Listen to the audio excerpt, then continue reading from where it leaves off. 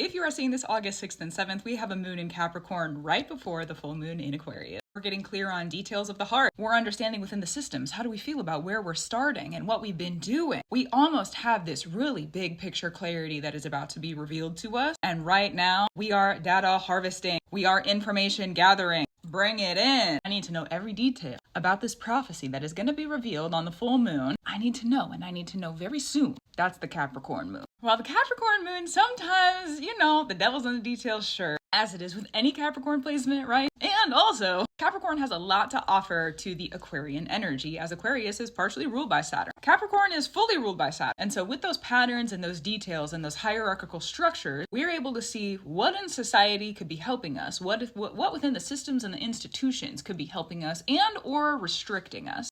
Probably a little bit of both, because once we get to the Aquarius energy, it's a wild, wacky, way out there idea that you are not going to be able to fully comprehend or predict until we get there. So gathering the kind of unexpected clarity of the details while this Capricorn moon is happening, when you get to that full moon and the big reveal happens, oh, that's how I feel about it. Oh, that's the prophetic thing that's going to be happening for me. That's what I've got. Okay. Once we get to that position, you'll be able to reflect on the previous several days where Capricorn it had a moon in it, the 6th and the 7th, and say to yourself, oh yeah, I remember that detail about that thing that I just thought about that had to do with the institutions and the systems and the government and society. And I can see now how this creation or this rebellion or this inventive idea that I'm thinking about and feeling through on that full moon in Aquarius, I could see how it might work. We can't work with Aquarius energy in the 11th house until we pass through Capricorn energy in the 10th house. We have to pass through the systems and the institutions and society before we can get into the crazy inventive changes of society. So the Capricorn moon, that's almost a full moon in Aquarius, listen in, listen to your intuition, listen to what's going on up in the ethers, up in the spaces, because we are about to have a really, really, really, really, really big revealing, like